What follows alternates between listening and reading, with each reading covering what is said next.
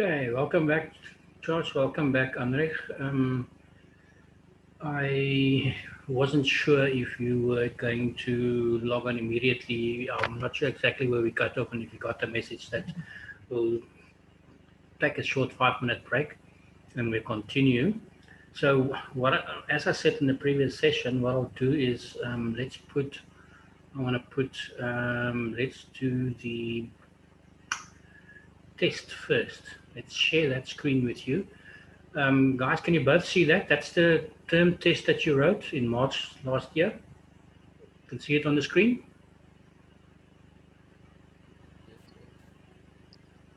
Yes, I can see it. Okay, good. Um, that hasn't changed. You'll see that any new assessments that's done, anything, only thing that has changed in the layout of the exams for this year is the logo right at the top, us now being Stadio, and there is no Prestige Academy anymore. It's now Stadio, and that's actually something to get used to for, I think, more the students and the parents than anybody else. But I think also, yes, maybe the owners of Prestige Academy, Mrs. Charlie and Mrs. Mostert, who I know very well. As a matter of fact, when I started my college, it was in the same month as they started Prestige. At that stage, it was Prestige College and not Prestige Academy, way back in 1997, believe it or not.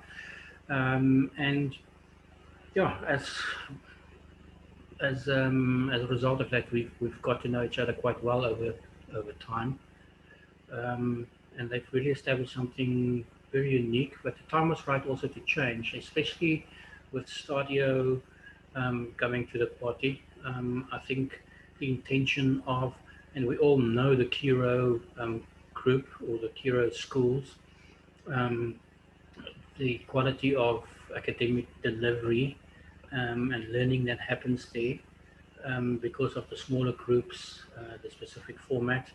Now, Stadio is basically just a duplication. It's the same company, basically, um, that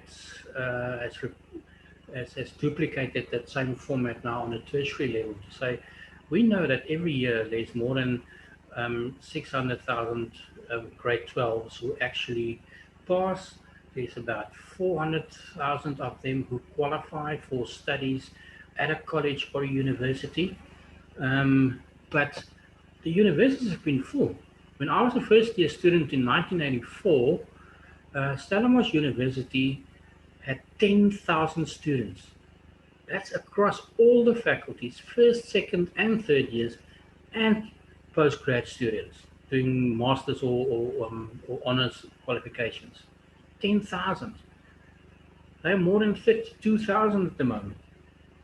The buildings are the same. They haven't built new buildings, and you can understand that they just don't have the capacity to accept everybody that qualifies to. So you're not just looking at now somebody, and I know that everybody's been has been told and motivated. Go finish school. It's important. I mean, you need at least a grade 12. You need grade 12 exemptions. You can go to a college or university. And now, obviously, you've put all the hard work in. You qualify, um, and now the door's shut because there's 50,000 people who apply for 30,000 vacancies. And that is where Stadio has seen the opportunity to say, whoa, hang on. More students who qualify to go to qualify for tertiary education and specifically degrees should actually be able to complete that. But the challenge lies in the fact that we haven't built any new universities over the last 20, 25 years. So where are they going to go? And therefore, their specific philosophy is if you are close to a campus, you can attend a class. There will be a building, there will be a classroom, there will be a lecturer. But all classes, and that's not necessarily going to happen immediately now, but that's part of the plan. And I think with COVID, it actually just sort of jump-started that process, or the time frame on the rollout was collapsed. Is that that particular class will then be streamed live to a student who's enrolled but who lives 3, 4, 5 hours away from campus. Um, so, and I know I did the study myself just before, well, in the last couple of years with my previous college, and we realized that it actually, because the college was based in Stellenbosch, but I had students from Namibia and Gauteng and the Northern Cape and Eastern Cape. The student who's not in your immediate catchment area, in let's say a 20-kilometer radius of your campus, that student can study for half the time of a student who lives close to the campus because of the additional cost in accommodation and stuff like that. And that's one of the things that Stadio actually is addressing now. So you can still study. You're going to get the same experience. You're just not going to get the on-campus experience and maybe play varsity cup rugby or any of those other on-campus student activities. But the fact is, when it comes to the learning itself, you're going to get the same quality experience as the student who's actually on campus. And in that manner, you can actually then get to more students or get more students or have more students provided access to tertiary studies.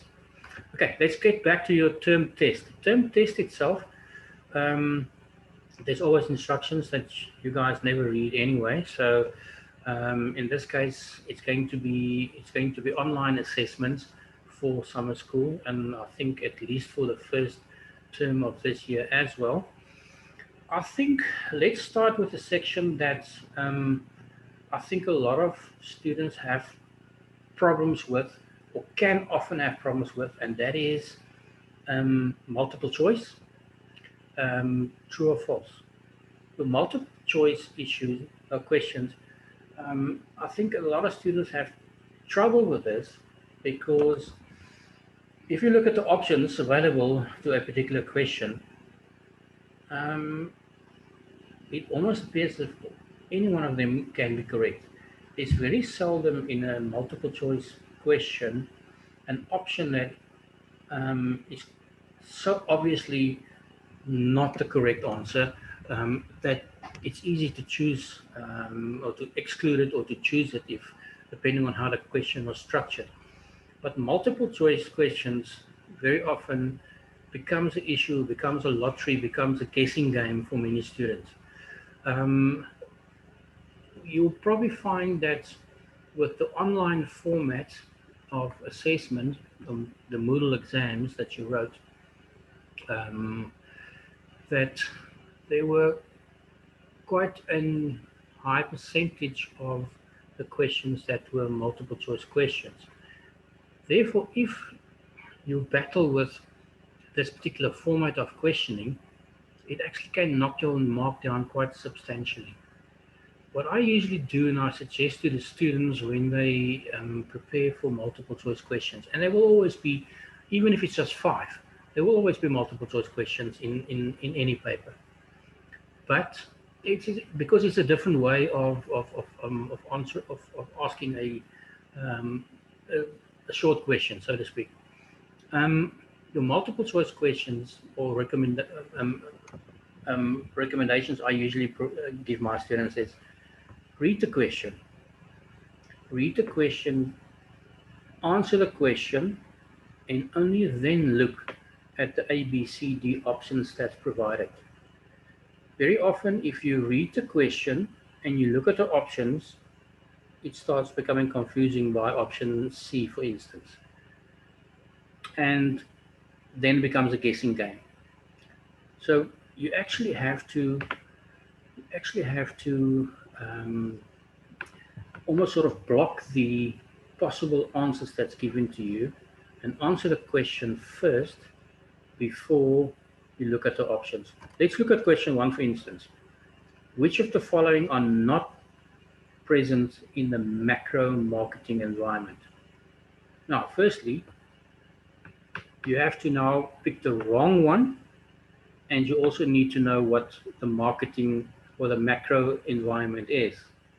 What is the macro environment? Who can remember from last year? We'll do it tomorrow morning anyway, but let's just see if you guys are still can remember something from last year. What's the macro environment? Remember, it's micro, then it's marketing, and then it's macro. What's the macro environment? External environment from the business. It's external. It's the part of the it's the aspects that you cannot control. Can you control legal factors? Can you control competitive factors? Can you control social factors, political factors? Um, in other words, if you've identified by answering the question correctly, A, you know what the macro environment is, then you really know, okay, this is the external environment. I don't have any control over this. Look at the different options. Oh, but they're not asking that. They're asking for me which one is not part of the macro environment. And that would very obviously be out of the choices that's given to you there. Can you control the legal factors, the regulatory factors that government says, all the different acts? You don't have. You just have to comply. Okay, so that's definitely part of the external environment. So it's not A. Social and political factors, you have no control over that. The competitive factors, competitive factors, can you control that? Can't control that, but you definitely have you definitely, to a certain extent, by studying your competitors, like one of the chapters in, I think it's chapter 3 or 4, chapter 4, I think is about the competitive environment, is by knowing what your competitors are doing, you actually can counter their particular or a particular strategy, or you can actually just be aware of it. It's not going to dictate or necessarily change your business approach, but the fact that you're aware of what your competitors are doing will definitely help you in what you are doing. So you can either do what they are doing better, or you can actually do something different to what they are doing. So the answer is B, because that's not a component of the macro or the external marketing environment. So by answering the question first, let's look at a different question that doesn't give you one of those options. A SWOT analysis is done to determine the internal strengths and opportunities, weaknesses and threats, strengths and weaknesses, opportunities and weaknesses. If you answer the question, SWOT analysis, you will know that it is done internally on what your strengths are and what your weaknesses are, because you can change those. The opportunities and the threats. Um, the threats are often something that you can do nothing about, but you can counter them by being aware of it. The opportunities is also external opportunities. So your internal components of the SWOT analysis is obviously your strengths and weaknesses, number C. So by answering the question first, you're not confusing yourself, because obviously once you start reading through options A, B, C, and D, it can become confusing. All of a sudden, okay, right, is it? No. And then you actually confuse yourself, but you actually know the answer. So that is sometimes a challenge, and that's why my recommendation to students when it comes to multiple choice is read the question, answer the question, then look at the options. And you'll probably find, if you've answered the question because you know your work, you will definitely find one of the options provided um, the same as your answer to the question. Right, we're not going to go through all the multiple choice. I know sometimes some people, when it comes to true and false questions, they say if it's false, you have to motivate why it's false. Um, I'm not in favor of that. I'm also not in favor of making it a 2-mark question, or 2 marks per answer. That's sometimes okay, right? So if it's true, you get 2 marks. If it's false, you get 1 mark, and you have to motivate why it's false to get the 2nd mark. And that's just not, yeah, it doesn't sit well with me. True or false questions are straightforward. It's another way of asking a short question, and very often it is a certain word or section of a sentence that is changed um, from a statement that you would find in your manual that will um,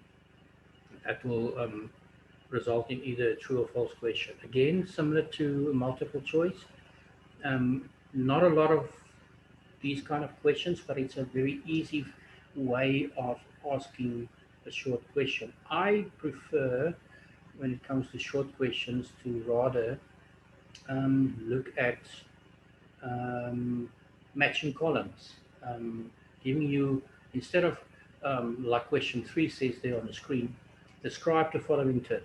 Now, describe means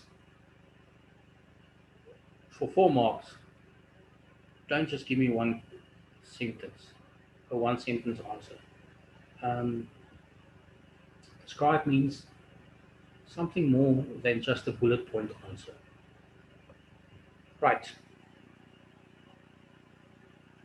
Instead of describe, for instance, I would prefer to rather have those marketing environment, consumer behavior, marketing segmentation, targeting as specific terms in my one column, and then a different, or the explanation of each of those in a different column and matching the correct ones.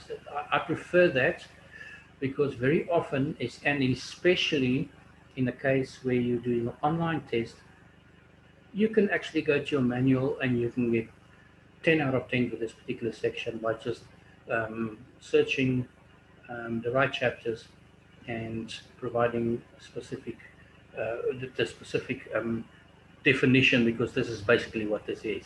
This is just providing definitions for those 4 terms.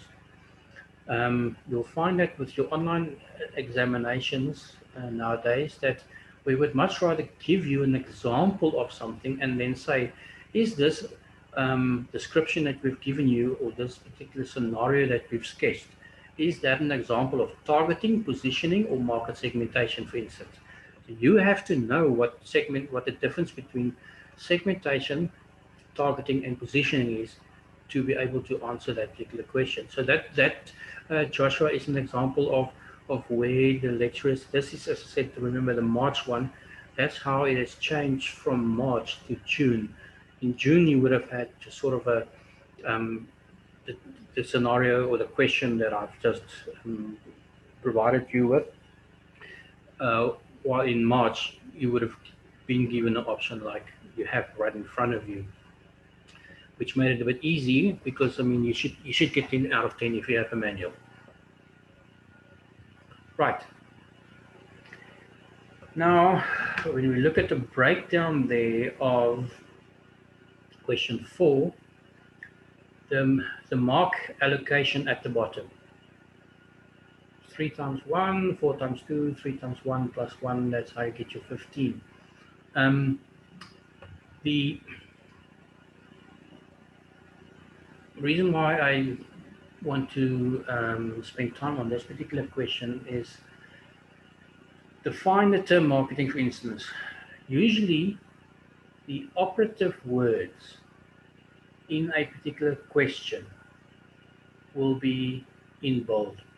Define, name and explain, describe. And all of them have different meanings and interpretations. When I say define the term marketing, I want you to give me a definition of what you think marketing is. Now, the model answer is very easy to find in your manual, and there's probably 2 or 3 in chapter 1 that you can use. I think the first one's on page 5 already. And then you get your 3 out of 3.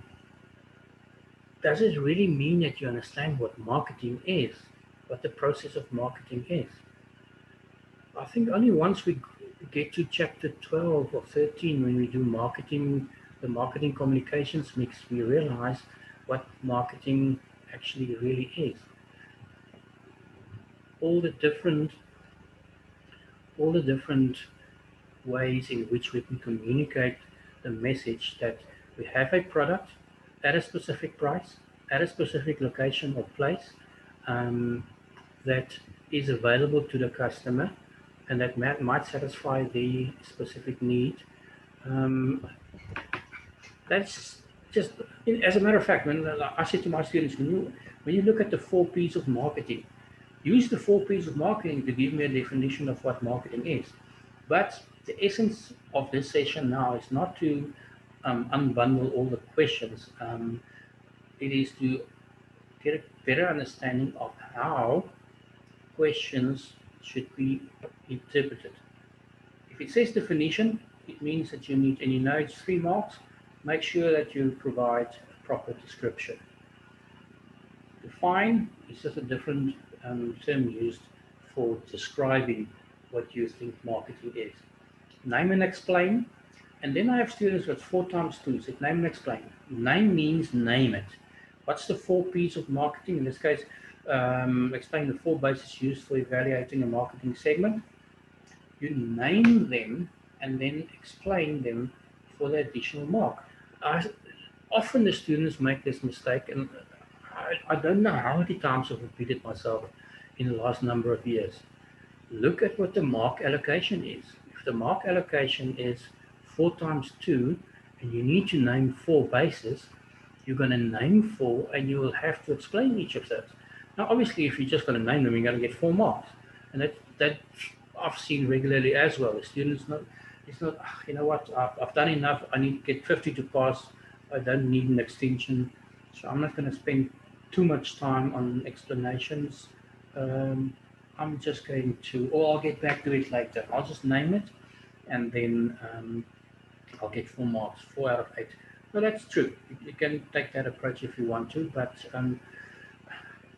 everybody's different.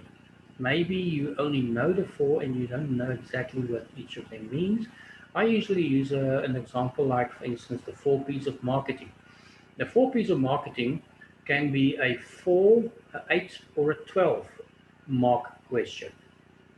If I ask you to name, then it's 4. If I ask you to name and explain, then I want you to name the 4 and explain what the product, the price, the promotion, um, um, what each of them are.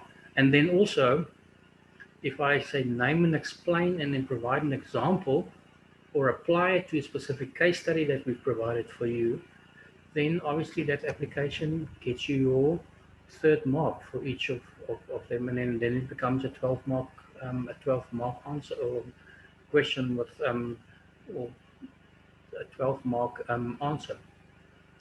At this point, Anrich, Josh, any questions?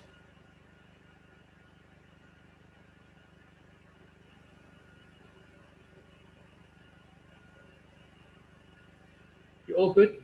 No, yeah, all good. You're actually touching some of the things that I was struggling with. Like, for example, the interpretation of the questions. I wouldn't really understand, like, for example, the question one that you mentioned. I wouldn't really understand the question, or I'll have the definition, but sort of like doubt whether I have the right answer. And How do you then, bring the two together? Yeah. yes, sir. Okay. Let's continue in this fashion. I'm just going to go through. That was quite an interesting video. I have to admit, if you haven't seen it. But then Melissa McCarthy is quite funny regardless. But it was quite a clever choice by Kia to use her in that particular video. If you haven't seen the video, um, because it actually is a commercial for the new Kia, but also because they are very much environmentally friendly with all the new bells and whistles that the Kias have. They want to make sure that public knows that they are committed to saving the environment or attempting to save the environment. And that's why all their vehicles will be manufactured in a manner that it actually contributes to that cause. And therefore, by using her as a celebrity linked through that cause to the specific vehicle that they were advertising, it was actually a very clever combination of um, of how you can actually um, do some good PR, although you're actually advertising. although PR and advertising are two different components of marketing communications mix, it also is an indication that you can use them or how they can be used successfully, combining them in a commercial like that. Right, for instance, apply. Apply is quite simple. Don't, when you do, and this is not addressed specifically at Joshua, it's a general problem that many students have. Apply the 4 P's of the marketing mix. You can choose any Kia vehicle model. Now what happens here is the students immediately apply. They give me a fantastic example on what the product is. It's the Neo, it's a vehicle, it's a car. They give me a proper explanation of the price, the different promotions that can be that was done, and in this case, commercial specifically. Where the place I can find the vehicle.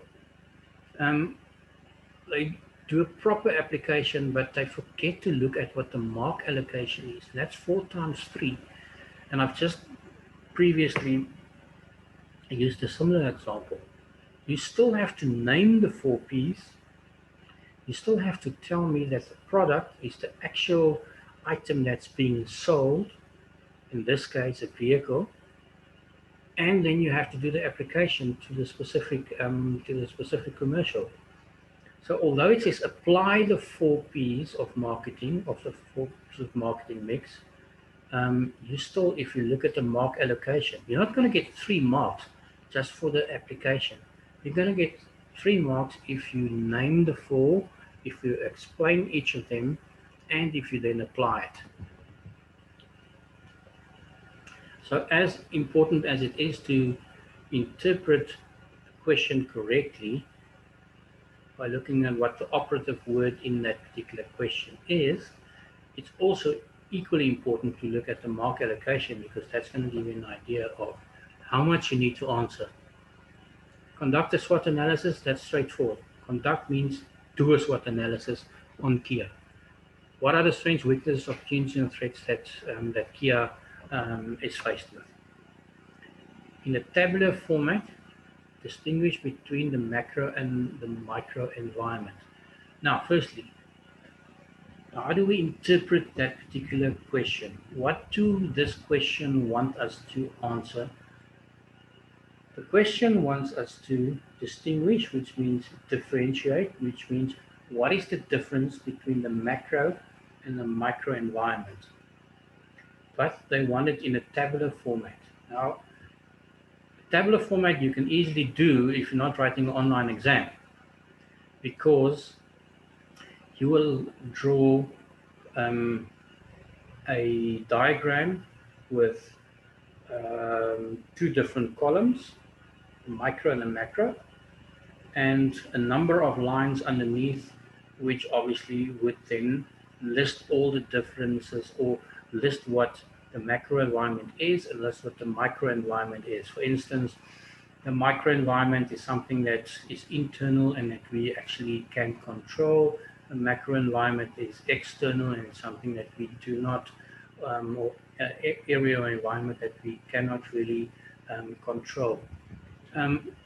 Those would be 2 differentiations between difference between the macro and the micro, and that's why you get your 2 marks for each of them.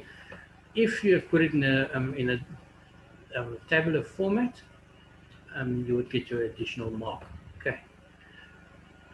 This particular question might be structured differently if, in an online test, where the table is provided to you already, and they will give you macro at the one end and micro at the other, and expect you to just populate it with words that you can drag and drop maybe into this either the macro or the micro column, or it could be matching columns. It could be matching columns where we say column A, we list a few components, which is micro, and we list a few components, which is macro, and we ask you to, again, match the column on the left-hand side with the options that were provided to you with the column on the right-hand side, for instance. So that's a different way in which this question can be structured in an online exam. Okay. Discuss, I'm at question 6 now. Discuss means you need to write a bit. You're not just going to give me a one-sentence answer. Suggest one base. That means now that's an application question. You have to now make a suggestion on how Mug and Bean can use, or what specific base of segmentation Mug and Bean can use. And then obviously you have to indicate to me why you have made that suggestion. Why do you suggest this particular base of segmentation and not another? And that's the motivation. Indicate, question 6.4, indicate where Mug and Bean fits into Maslow's hierarchy of needs. Indicate just means you've got to now identify which of those 5 levels of Maslow's hierarchy of needs is satisfied by you visiting a Mug and Bean. And obviously we know that would probably be the physiological one right at the bottom, because we have to eat to survive, so we can actually go through all the different levels of the hierarchy to satisfy our safety needs, our esteem needs, our self-actualization needs. None of those will happen if we're hungry. Okay, so that's probably, indicate means tell me which one of those levels of Maslow's hierarchy a Mug and Bean visit would fit into. Okay, the illustration of this map, this is something again that you would draw a sort of a positioning map for me and place those 4 different businesses in each of the segments according to quality and price, using that as your 2 axles of your diagram. But this cannot be done if you are writing an online exam. So online exam would probably already provide you with the positioning map, for instance, and then you have to, with different options provided to you, 4 options of Spur, Wimpy, Rockamama's, and your local coffee shop, you can use the drag and drop option to place those 4 different restaurants on your positioning map that is being provided to you. Okay, so that is just another way of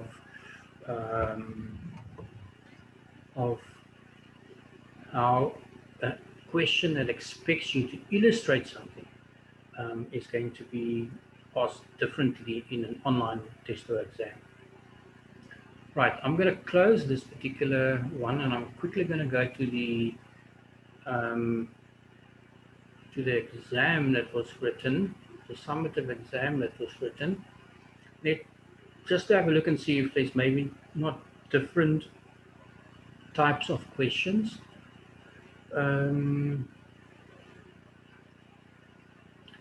Explain, you know what explain means. Explain means if it's 6 times 3, you have to basically provide me with sufficient information of all the different marketing philosophies: product orientation, production orientation, marketing orientation, whichever ones. But you have to then obviously, for 3 marks, give me a description. Explain and describe is the same thing when a question is structured. Identify means same as name. Explain, same as describe. Okay, question 3.1. There we have multiple choice again. I don't spend too much time on that. Here you can already see that the June exam was an online exam, and some of those questions would have been define marketing segmentation, living standard measurement. we are now giving in column B, we are giving you the explanation for those terms in column A, and you just have to match them. Okay, it's a bit easier, but a clever lecturer would provide you with some options there that seem very similar, and they will also give you one or two additional ones, um, just a different way of doing definitions on an online exam. Indicate whether the following statements are true or false. We've done enough in the first. Here's an example again of um, column A, all the different options that were provided. Your marketing mix is a marketing mix, part of the internal marketing environment, internal business environment, external market environment, or external macro environment. So you have to obviously, and you will be provided with all those choices in the online test, and you just have to obviously click on the correct one. And the same goes for all the other 6 components of the marketing or the business marketing or external environment. Well, there's actually 10 of them. Okay. Read the case study, answer the following questions. It's quite simple. The information is usually provided to you. And when it comes to the case study, and this is where I'll finish because we've got about 3 minutes to summarize everything. A case study, people, the mistake that is often made, this is not like your subjects, a subject like history at school, where you've got the information provided to you, and it's like a composition where you will find the answers within the text of the case study itself. Not necessarily the case. The case study is just to provide you with information. Some of the information you can use or you will be able to use in the questions that follow, but not all the answers you'll find in the case study text. That's a mistake that's often made by a lot of students. Okay, you still have to know your work. Right, at this stage, Joshua, Andrej, any questions? We've got about 2 minutes to summarize, but how do you feel after this first session this morning so far? Also good? No questions about the how to answer. I think Sir explained it very well, and thank you. I think we've almost lost our signal between Heidelberg and Cape Town now, Andrej. I lost you there in the middle of your answer. I said I have no questions, but thank you for explaining. I understand it much better now. No problem at all. No problem at all. Joshua, how do you feel? Right now I feel positive. You explained it well, as Louis said. Concerning the essay questions as well, most of the time I'm used to the fact that you get most of the answers in the text. But Okay. now, as you're explaining, it's more clear as to what needs to be done. Guys, what I want you to do for tomorrow, we're gonna chat again 10 past 8 tomorrow morning. It's going to be shorter sessions, or it's going to be 2 40-minute sessions because it's a Friday timetable. I want you to go through your manual, and if you didn't have a textbook last year, if you just worked off the slides, go through all the chapters. I want you to tomorrow morning we'll kick off by, I went through this chapter. Yes, definitely. Let's spend some time on that. Give me an idea, just a summary of which areas you think that you really need to spend some time on. Would that be okay? That's Yes, fine sir. with me. Good. So I'm not going to give you homework, but it will definitely help a great deal if I know what you are battling with. Okay. Otherwise, thanks for the session. I'll upload it tonight.